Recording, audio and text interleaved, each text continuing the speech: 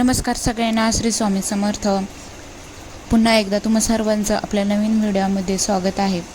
सखींनो, वर्षभरातील सर्व पौर्णिमांमध्ये ज्येष्ठ पौर्णिमा अत्यंत महत्त्वाची आणि पवित्र ही अशी मानली जाते. कारण याच दिवशी आपण सर्व सुवासिनी अत्यंत उत्साहाने आणि श्रद्धेने वटपौर्णिमा ही साजरी करत असतो. वटपौर्णिमा हा केवळ पतीच्या दीर्घायुष्यासाठी करायचा उपवास नाही, तर या दिवशी संपूर्ण विश्वामध्ये एक अद्भुत आणि नकारात्मक ऊर्जा कार्यरत असते. कारण हा दिवस जेवढा वटपौर्णिमेचा आहे तेवढाच तो ज्येष्ठ पौर्णिमा तिथीचा देखील आहे. आणि तुम्हाला तर माहीतच आहे की पौर्णिमा तिथी ही थेट माता लक्ष्मी आणि भगवान विष्णूंची तिथी मानली जाते. आजच्या या विशेष व्हिडिओमध्ये आपण पाहणार आहोत की या वटपौर्णिमेच्या आणि ज्येष्ठ पौर्णिमेच्या शुभमुहूर्तावर महिलांनी आपल्या घरामध्ये सुख, शांती आणि अखंड समृद्धीसाठी टिकवून ठेवण्यासाठी नक्की कोणत्या सेवा केल्या पाहिजेत.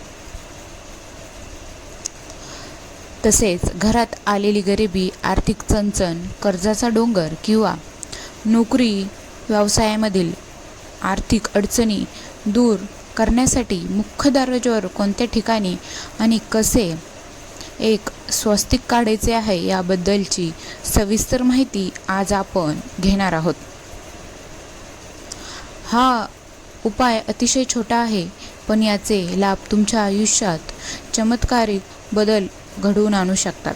म्हणूनच हा व्हिडिओ शेवटपर्यंत नक्की पहा, जेणेकरून कोणतीही महत्त्वाची माहिती तुमच्याकडून सुटणार नाही. तर चला मग आजच्या या व्हिडिओला सुरुवात करूया. पण त्याआधी जर तुम्ही आपल्या चॅनलवर नवीन असाल तर चॅनलला सबस्क्राईब करायला आणि बेल आयकॉन दाबायला विसरू नका. सखींनो, आपल्या सनातन हिंदू संस्कृतीमध्ये स्वस्तिक या चिन्हाला अत्यंत पवित्र आणि मंगलमय असे मानले गेले आहे. कुठेही शुभ कार्य असो, नवीन वस्तूची खरेदी असो, लग्न कार्य असो किंवा वास्तुशांती असो, आपण सर्वात आधी स्वस्तिक चिन्ह हे काढत असतो. पण तुम्हाला माहिती आहे का की आपण स्वस्तिक का काढतो? तर शास्त्रानुसार स्वस्तिक हे केवळ एक डिझाईन किंवा चिन्ह नाही, तर ते मांगल्याचे, समृद्धिक आणि सकारात्मक ऊर्जेचे प्रतीक आहे. ज्या ठिकाणी योग्य पद्धतीने स्वस्तिक काढले जाते त्या ठिकाणी विश्वातील सकारात्मक लहरी आकर्षित होतात. स्वस्तिकच्या 4 दिशा या 4 वेदांचे, 4 पुरुषार्थाचे आणि ब्रह्मदेवाच्या 4 मुखांचे प्रतीक मानले जाते.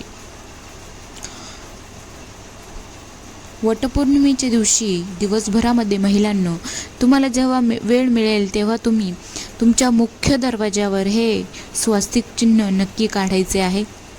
सकाळी जमले तर अतिउत्तम, कारण सकाळी मन प्रसन्न असते आणि वातावरण हे शांत असते. पण समजा काही कारणास्तव वडाच्या पूजेच्या गडबडीत किंवा स्वयंपाकाच्या धावपळीत तुम्हाला सकाळी नाही जमलं आणि संध्याकाळी आठवलं तरीसुद्धा तुम्ही हा उपाय संध्याकाळी करू शकता. या पवित्र दिवशी फक्त एक योग्य स्वस्तिक तुमच्या घराच्या मुख्य प्रवेशद्वारावर आल्याने माता लक्ष्मी आणि धनदेवता कुबेर तुमच्याकडे आकर्षित होतात.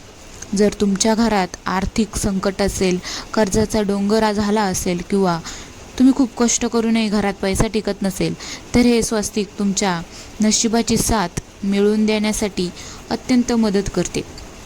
बघा, आपण जे काही कर्ज घेतले आहे किंवा आपल्यावर जी परिस्थिती आली आहे ती कष्ट करून आपल्याला सुधरवायची आहे. पण आपल्या कष्टाला जेव्हा नशिबाची आणि ईश्वराची आशीर्वादाची साथ मिळते तेव्हा आपण पैसा कमवू शकतो आणि तो पैसा घरात टिकू पण शकतो. म्हणूनच अशा शुभ दिवशी हे उपाय करणे अत्यंत आवश्यक असते.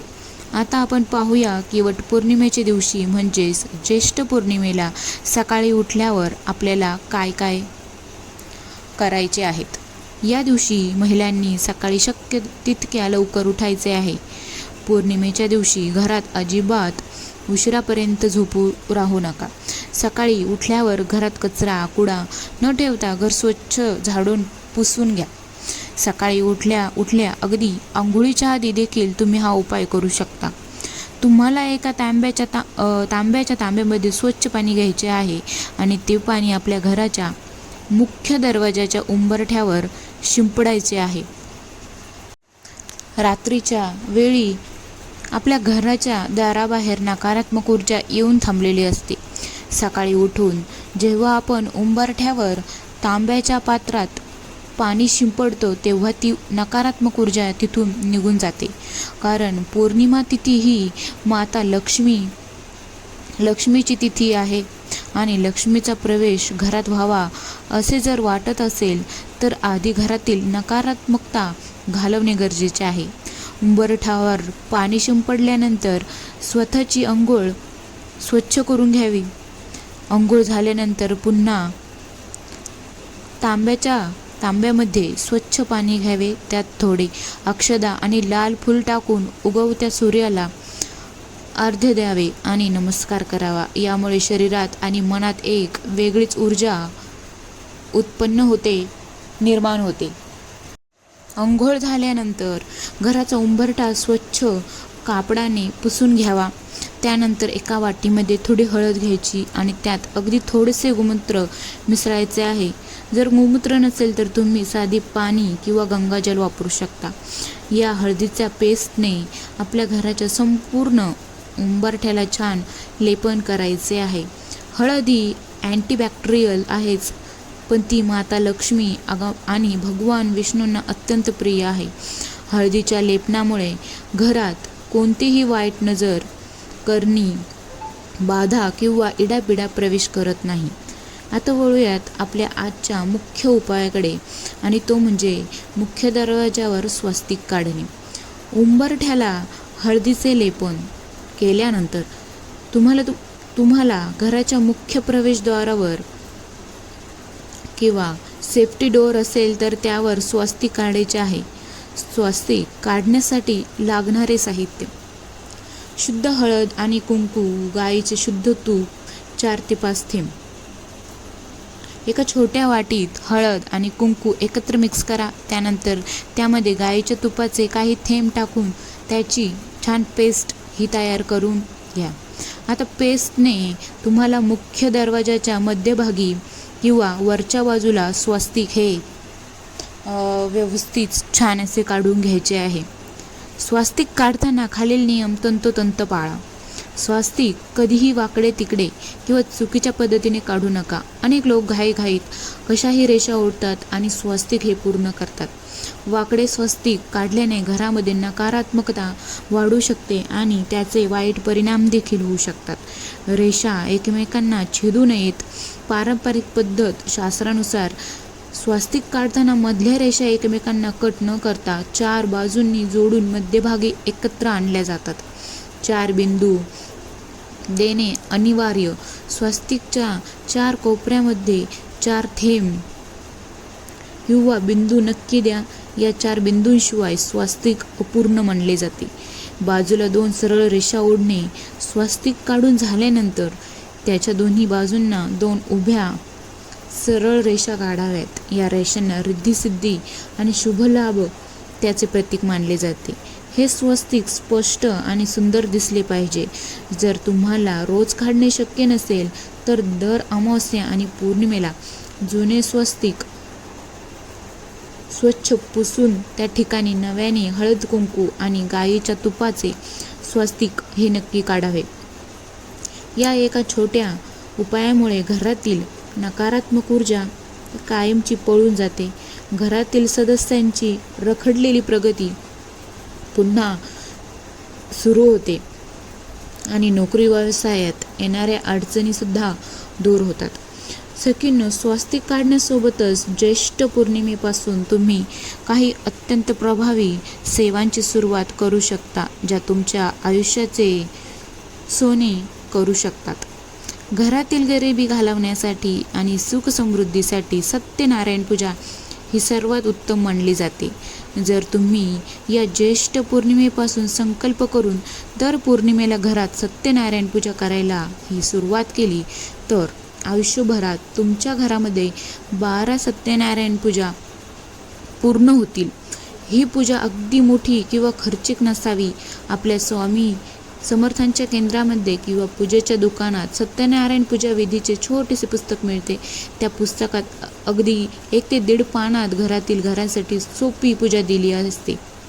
दर पौर्णिमेला संध्याकाळी ही छोटी पूजा मांडून तुम्ही स्वतः ही सेवा करू शकता.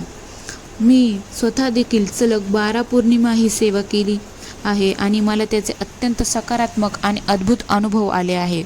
जर तुमचे दुकान असेल, शॉप असेल किंवा कोणतेही उद्योग व्यवसाय असेल तर तुम्ही व्यवसायाच्या ठिकाणी देखील ही पूजा करू शकता.